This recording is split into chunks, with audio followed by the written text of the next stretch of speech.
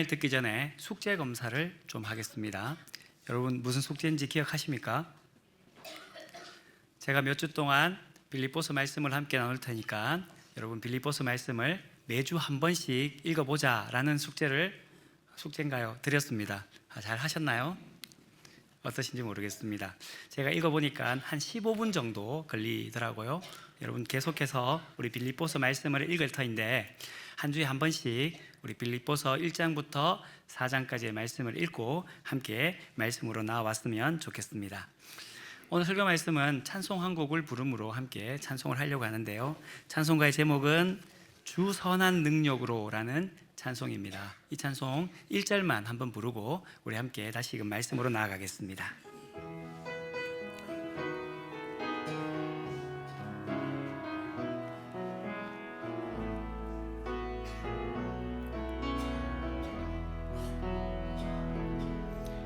주 선한 능력으로 안으시네, 그 크신 팔로 날 붙드시네. 절망 속에도 흔들리지 않고 사랑하는 주 얼굴 구하리. 선한 능력으로 일어서리. 주만 의지하리. 믿음으로 우리 고대 안에 주 오실 그날 영광의 새날을 맞이하리. 아멘. 오늘 부른 이 찬송가를 가사를 지으신 분은 본해퍼 목사님이라는 분입니다. 사진을 잠깐 보여주시면 본해퍼 목사님은 이분입니다.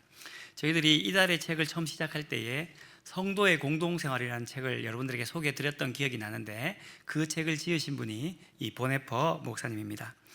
이분은 1906년도에 출생을 해서 1945년도에 하나님의 부름을 받았습니다. 그래서 그의 나이는 39살에 죽임을 당했습니다. 그는 열심히 티빙엔 대학이나 베를린 대학에 공부를 하고 1931년 그의 나이가 27살일 때에 베를린 공과대학의 교수가 되셨습니다. 또한 그때에 독일에는 어떤 일이 있었냐면 독일에서는 나치당, 즉 히틀러가 총통이 되어져서 나치가 다스리는 당이 되었고 그는 반나치 당의 자세를 지었습니다. 그래서 교수에서 소위 말해서 교수 자격이 박탈하게 되었고 미국에 갔다가 다시금 독일로 돌아오게 됩니다. 그리고는 그 독일에서 그와 뜻을 함께했던 반나치를 함께했던 교회의 공동체를 만들었는데 그 교회의 이름이 뭐냐면 컴패션 처치, 즉 고백교회라고 이야기합니다. 그때 당시에 고백교회 말고는 독일에는 하나의 교회밖에 없었습니다. 국가교회라는 교회밖에 없습니다. 지금도 그런지 모르겠지만 약 10년 전만 하더라도 독일은 각각의 교회가 공무원처럼 이렇게 움직여 갔습니다. 회사에 입사를 하면 내 종교가 무엇입니까? 라는 항목이 있습니다. 그래서 가톨릭이냐, 장로교회냐, 루터교회냐 이런 가톨릭이 이렇게 되어 있는데 거기에다가 내 종교가 나는 가톨릭입니다. 혹은 나는 장로교회입니다. 체크를 하면 월급을 받을 때에 10의 1조를 원천으로 징수해서 그 장로교단으로 혹은 루터교단으로 혹은 가톨릭교단으로 보내버리게 됩니다. 그래서 목회자들은 공무원처럼 생활하게 되는 거죠. 1930년대에는 모든 독일에 있는 교회가 국가교회였고 한 5% 정도만 본해퍼 목사님과 함께했던 고백교회를 만들게 되었습니다. 그 고백교회에서는 그 나치 히틀러에 대한 암살을 계획했고 그 암살의 계획이 들통나서 본해퍼 목사님도 1943년에 감옥에 갇히게 되었고 1945년 4월에 처형당하게 됩니다. 오늘 우리가 불렀던 이 선한 능력으로 하는 이 찬송은 언제 지어졌냐면 1944년 그가 감옥에 갇히고 난 뒤 1년이 지나고 난 뒤에 크리스마스와 새해를 앞두고 그의 약혼녀에게 보냈던 편지 가운데의 작은 부분을 발췌해서 이 찬송의 가사를 함께 나누었습니다. 오늘 부른 찬송이 있고요, 이 찬송 말고 나무엔에서 부르는 찬송의 또 다른 번역된 게 있는데, 그 번역의 마지막에 보면 이렇습니다. 주 언제나 우리와 함께 계셔 하루 또 하루가 늘 새로워라고 이렇게 번역되어져 있습니다. 그가 그의 약혼자와 그의 가족들에게 편지를 1944년에 보내면서 자신이 전쟁의 공포들, 또한 감옥에 갇힘으로 말미암아 그런 공포와 절망 가운데 있지만 하나님의 그 선한 능력이 우리를 감싸고 있습니다 라고 그들에게 편지했고, 또한 죽음을 앞두고 있을지 모르는 그 상황 속에서 주님이 언제나 우리와 함께 계심으로 말미암아 우리의 하루는 새롭고 또 새로운 새해를 함께 걸어갈 것입니다, 이렇게 시를 지었다고 이야기를 합니다. 그가 지었던 이 시와 만큼이나 유명한 시가 있습니다. 그 시는 나는 무엇이라는 시입니다. 이 나는 무엇이라는 시를 다 읽으면 시간이 좀 많이 갈 것 같아서 내용만 말씀드리면 이렇습니다. 그가 감옥에 갇혔습니다. 감옥에 갇히고 난 뒤에 그는 목사로서, 투사로서, 신앙인으로서 그가 재판을 받거나 또한 사람들 앞에 섰을 때에 믿음으로 담대히 당당하게 사람들이 바라보게 되고 그렇게 살아갔습니다. 그래서 사람들의 평가가 무엇이었냐면 어떻게 저렇게 담담할 수 있느냐, 담대할 수 있느냐, 이런 평가를 했다고 합니다. 그런데 그런 일들이 끝나고 난 뒤 감옥으로 돌아와 혼자 있으면 그의 내면은 여전히 불안하고 감옥에서 나가고 싶고 사람들이 그립고 좋은 말, 따뜻한 말을 그리워하는 자기의 내면이 있다는 겁니다. 그러면 나는 누구냐는 거죠. 밖에서 보는 사람이 진짜 나인지, 아니면 내 속마음에서 내가 요동치는 것이 나인지, 자신 앞에서 늘 한없이 불쌍하다라고 고백하면서 자신의 신앙을 오직 하나님께 맡깁니다 라는 시로 그 마지막으로 맡기는 것을 볼 수가 있습니다. 우리도 신앙생활 해보면 이 보네프 목사님 같은 그런 갈등들이 우리에게 있는 것을 볼 수 있습니다. 제가 이렇게 가운을 입고 이렇게 예배를 집례하고 말씀을 전하니까 사람들은 이렇게 생각할 수 있습니다. 목사님은 늘 믿음 가운데에 잘 살 거야, 늘 믿음 위에 단단히 서 있을 거야 라고 사람들이 생각할 수 있습니다. 하지만 혼자 새벽 기도의 시간이나 주님 앞에 온전히 섰을 때에 내 마음속에는 믿음은 없고 불안할 때나 염려할 때나 힘들고 어려운 때가 우리에게 있는 것이 우리의 마음이죠.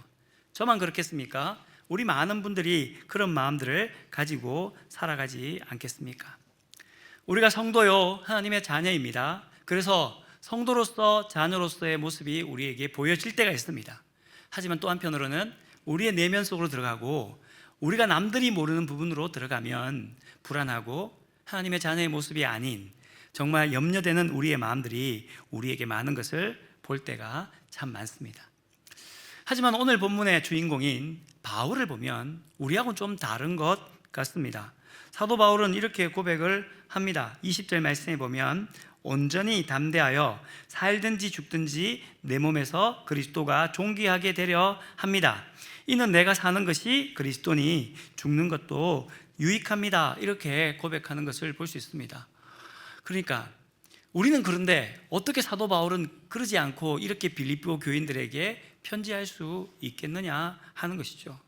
사도 바울이니까, 목사님이니까, 지도자니까 그럴 수 있지 않겠느냐라고 생각할 수 있겠지만, 사실은 빌립보서 전체 말씀을 읽어보면 사도 바울도 굉장히 많은 부분 갈등하고 자신의 신앙과 자신의 삶 가운데에, 자기의 기대와 지금 상황 가운데에 갈등하는 일들이 그에게 있는 것을 볼 수가 있습니다. 첫 번째 빌립보 교인들에게 그가 말하는 것은 우리가 지난주 함께 나누었던 것처럼 12절, 13절에 보면 내가 당하였다. 그 당한 일이 뭐냐? 내가 감옥에 매여 있다라는 것입니다. 내가 감옥에 매여 있다는 말은 어떤 의미와 연결되어지냐면 내가 지금 죽느냐 사느냐 하는 문제에 내가 직면하고 있다는 것을 알려주고 있습니다. 또 하나는 그가 빌립보 교인들에게 2장과 3장과 4장의 이야기를 보면 그리스도가 존귀케 되기를 원합니다, 하늘을 바라보며 삽니다 라고 말하지만 그 빌립보 교회 가운데 일어나는 여러 가지 일들을 바라보면서 그 일에 대해서 내가 권면하는데 나도 비슷한 마음을 가지고 살았었다라고 이야기를 하고 있는 것이죠. 그래서 그는 오늘 본문에 이렇게 이야기를 합니다. 21절에 보면 이는 내가 사는 것이니 사는 것이 그리스도니 죽는 것도 유익합니다 라고 말합니다. 세번역 성경으로 나에게는 사는 것이 그리스도이시니 죽는 것도 유익합니다 라고 말하고 난 뒤에 그 다음 22절에 이렇게 이야기를 합니다. 세번역 성경을 읽어보면 이렇습니다. 그러나 육신을 입고 살아가는 것이 나에게 보람된 일이라면 내가 어느 쪽을 택해야 할지 모르겠습니다 라고 말하고 있습니다. 분명 그의 기대와 그의 소망은 무엇이냐면 그리스도가 존귀케 되고 죽는 것도 유익하고 하나님의 나라를 바라보며 살아가는 것인데, 정작 내가 살고 있는 이 땅을 보면 이 땅에 있는 것이 좋은지 아니면 하나님 나라에 가는 것이 좋은지, 사는 것이 좋은지 혹은 죽는 것이 좋은지 그가 갈등하고 있다는 것을 이야기를 하고 있는 것이죠. 그 갈등의 상황 속에, 그 삶의 현장 속에 그에게는 기대와 소망이 있었습니다. 그의 기대와 소망은 무엇이냐면요, 두 가지입니다. 20절에 보면 이렇게 말씀합니다. 나의 간절한 기대와 소망을 따라. 첫 번째 그의 간절한 기대와 소망은 무엇이냐면 아무 일에든지 부끄러움이 없게 해주십시오 라는 것이 첫 번째 그의 기대와 소망입니다.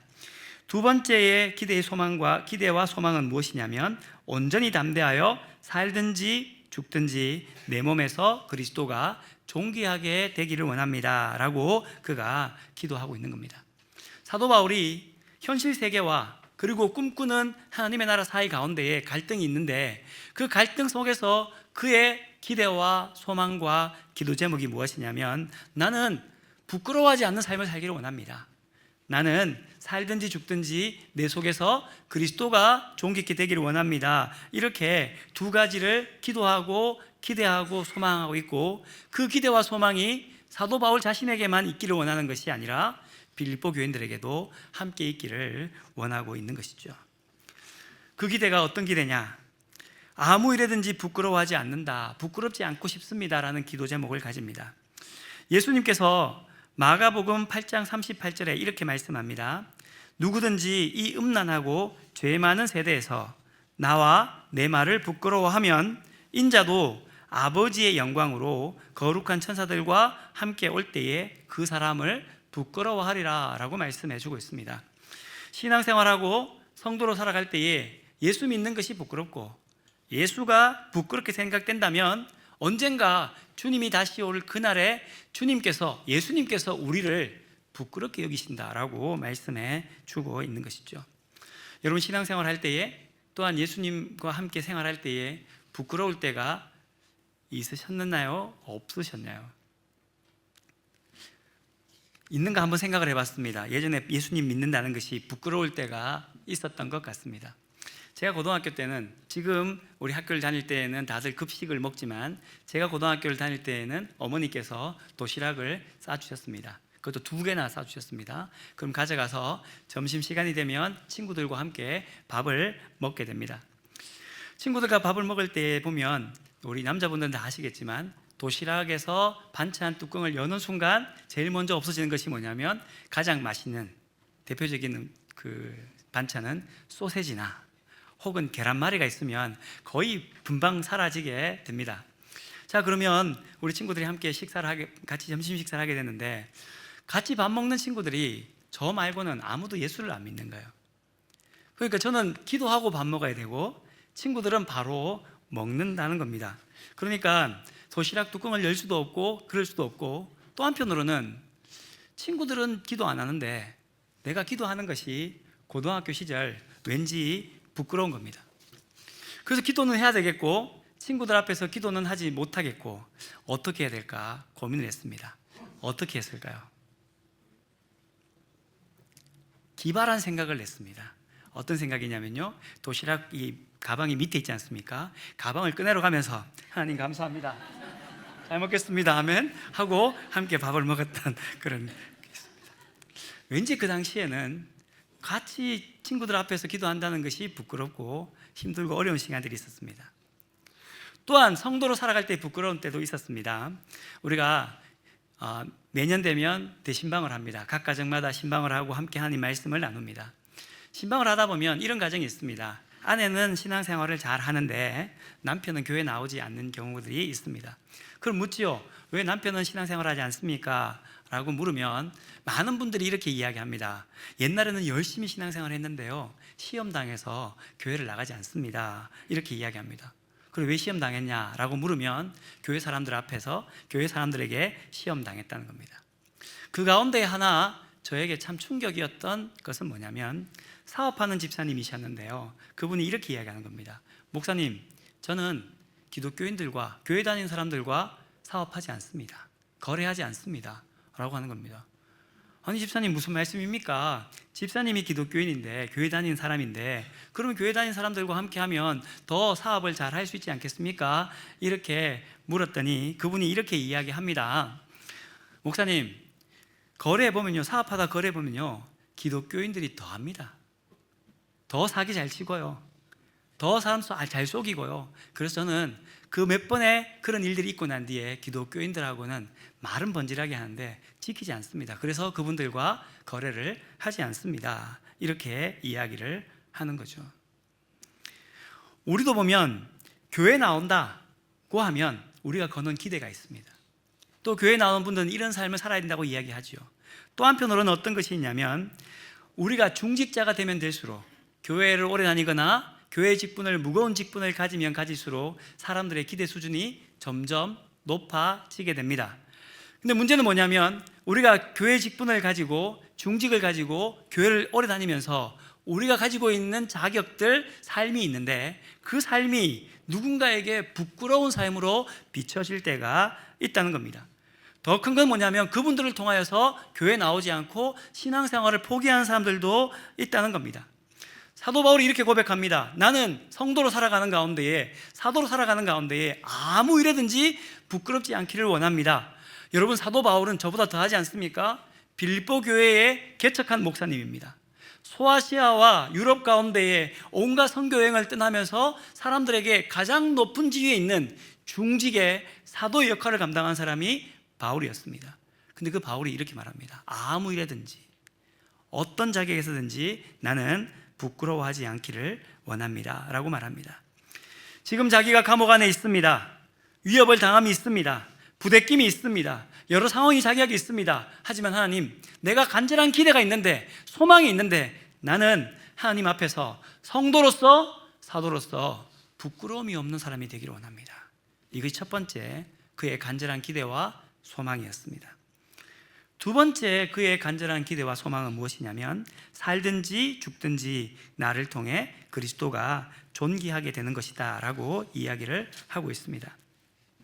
자기는 그리스도가 존귀하게 되기를 원한다는 겁니다. 여러분, 성도는 예수 그리스도를 믿는 사람들입니다. 세례를 받은 사람들이죠. 그 말은 성도는 자신의 살아왔던 지금까지의 관점을 버리고 이제부터 예수 그리스도로 말미암아 관점을 바꾸고 삶의 길을 바꾸는 사람들이 성도라고 할 수 있습니다. 그러니 성도는 자기의 관점에 따라서 자기의 길을 걷는 사람들이 아니라 예수 그리스도의 관점을 따라서 그리스도의 길을 걷는 사람이라고 할 수가 있습니다. 그래서 함께 길을 걸어감으로 말미암아 이제 예수 그리스도의 색깔이 드러납니다. 예수 그리스도의 향기가 드러납니다. 그래서 성도에 대해서 이렇게 말하지 않습니까? 너희는 그리스도의 향기다, 너희는 그리스도의 편지다라고 말합니다.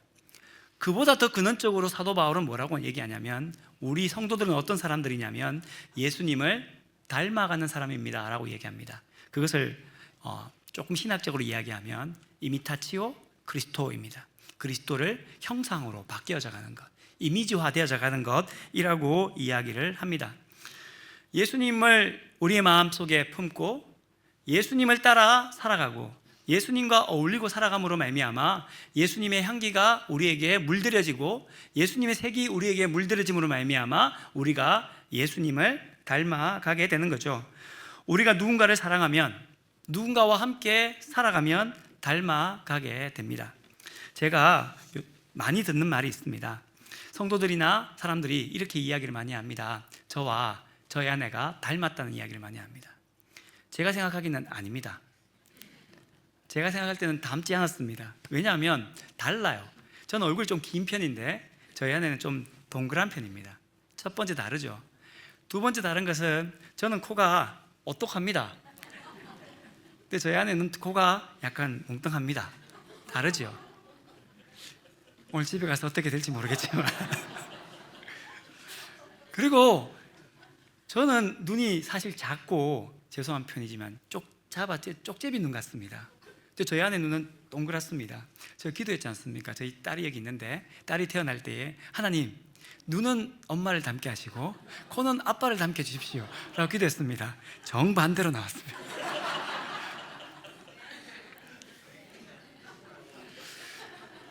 여러분 기도해 주십시오. 집에 가 살아있기를. 그런데 시간이 지났습니다. 시간이 지나가고 난 뒤에 사람들이 저와 아내를 볼 때 이렇게 얘기합니다. 닮았습니다. 더 놀라운 건 뭐냐면 아내의 동생이 있거든요. 처남이 있죠. 처남하고 저하고 많이 닮았다고 이야기하는 겁니다. 왜 닮아갈까요? 저희들이 함께 살았기 때문에. 같은 생각을 하고 같은 밥을 먹고 같은 공간에서 서로 같은 길을 걸어가다 보니 서로가 닮아가는 거죠. 그래서 성도는 무엇이라고 얘기하냐면 예수 그리스도를 닮아가는 사람이라고 이야기를 합니다. 그리스도께서 살아갔던 것처럼 똑같이 살아가 보려고 노력하는 사람들이 성도라고 이야기를 할 수가 있는 거죠. 그런데 문제는 뭐냐면 오늘 사도 바울이 이렇게 말합니다. 살든지 죽든지 내 안에서 그리스도가 존귀하게 된다라고 말씀합니다. 그럼 여러분, 예수님은 사는 것에 관심이 더 많았겠습니까? 죽는 것에 더 관심이 많았겠습니까? 예수님은 실상 죽는 것에 훨씬 더 관심이 많았습니다. 마태복음 16장 24절에 보면 예수님이 이렇게 말씀합니다. 이에 예수께서 제 아들에게 이르시되 누구든지 나를 따라오려거든 자기를 부인하고 자기 십자가를 지고 나를 따라올 것이다 라고 말씀합니다. 예수님의 최대 관심사는 무엇이었냐면 십자가에 못 박히시는 것이었습니다. 그곳에서 피를 흘리는 것이었습니다.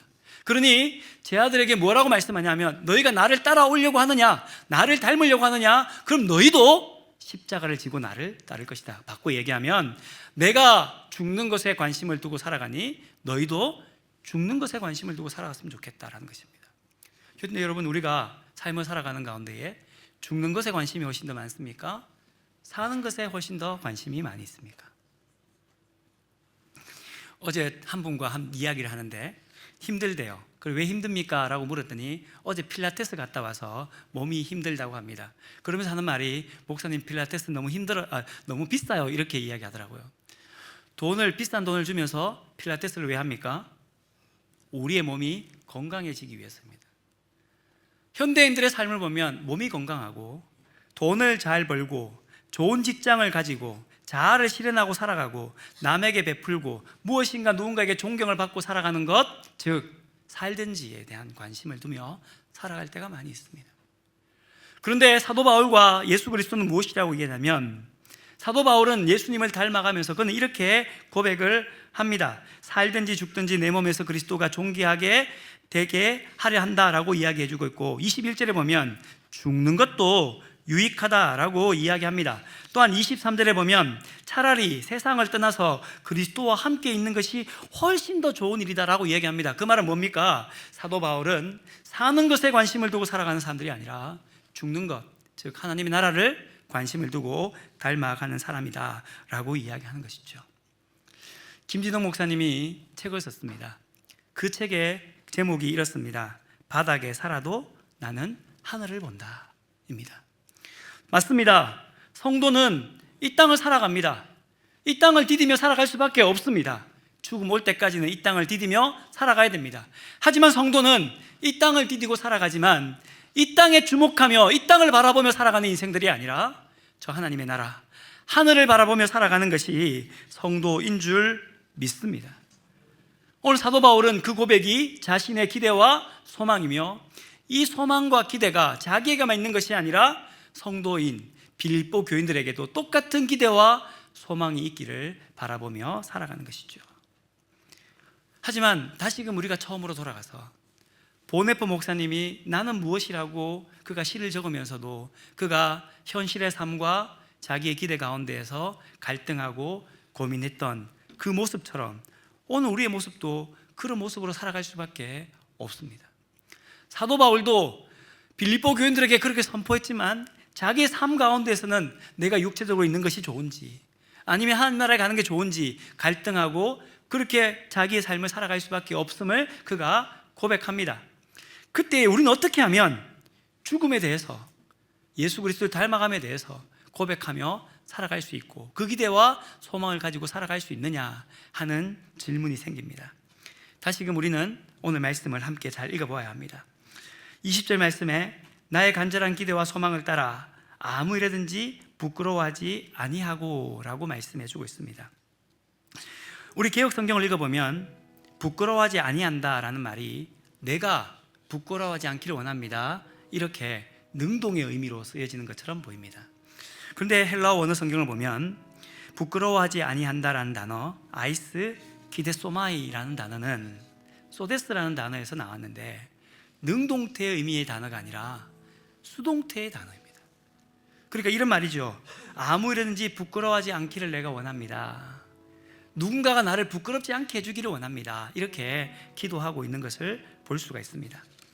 어떻게 내가 부끄럽지 않을 수 있느냐? 19절 말씀이 이렇게 말합니다. 너희의 간구와 예수 그리스도의 성령의 도우심으로 나를 구원에 이른다. 어떻게 부끄럽지 않을 수 있느냐? 내가 어떻게 부끄럽지 아니하고 내가 어떻게 살든지 죽든지 그리스도가 존귀케 될 수 있느냐? 성령의 도우심이 있어야 한다는 겁니다. 자신의 힘으로 살아가면 하나님의 부끄럽지 않게 하는 삶을 살아갈 수가 없습니다. 내 안에는 여전한 불평과 불안과 죽든지에 관심을 두는 것이 아니라 살든지에 관심을 두고 살아가는 것이 우리의 삶입니다. 하지만 바울은 자기의 한계를 압니다. 내가 살아가는 것에 관심을 두고 살아갈 수밖에 없음을 그는 압니다.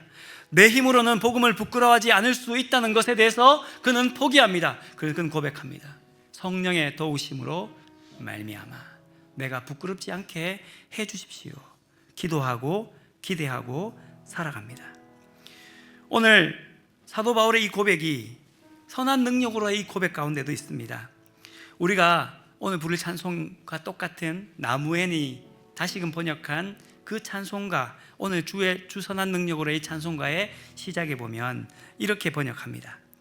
그 선한 힘이 고요히 감싸여 그 놀라운 평화를 누리며, 그 선한 힘이 우리를 감쌀 때에 평화를 누리고 하루하루 새로운 일들로 주님을 부끄러워하지 않는 일로 나아갈 수 있다, 보네포 목사님이 고백하고 있습니다.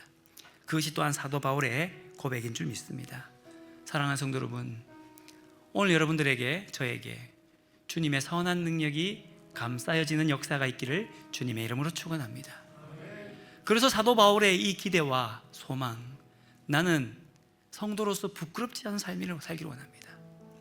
나는 살든지 죽든지 내 안에서 그리스도가 존귀케 되기를 원합니다. 이 기대와 소망이 선한 힘의 능력으로 말미암아, 성령의 도움으로 말미암아 그 기도를 이루며 살아갈 수 있는 저희 모두가 되기를 주님의 이름으로 축원합니다. 우리 지금 함께 찬송하겠습니다. 주 선한 능력으로 안으시네, 그 크신 팔로 날 붙드시네. 찬송하겠습니다.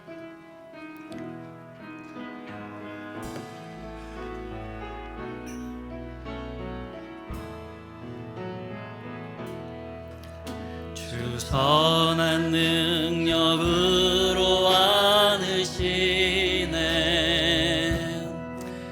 그 크신 팔로 날 붙드시네. 절망 속에도 흔들리지 않고 사랑하는 주 얼굴 구하리. 다시 한번 고백합시다. 주 선한 능력으로, 주 선한 능력으로 안으시네, 그 크신 팔로 날 붙드시네. 절망 속에도 흔들리지 않고 사랑하는 주 얼굴 구하리. 선한 능력으로 일어서리.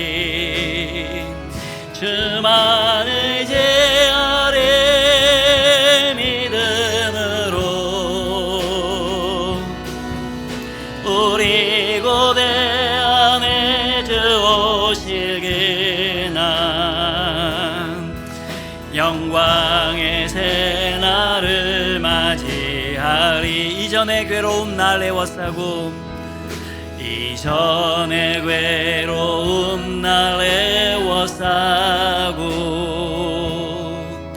고난의 길을 걷는다 해도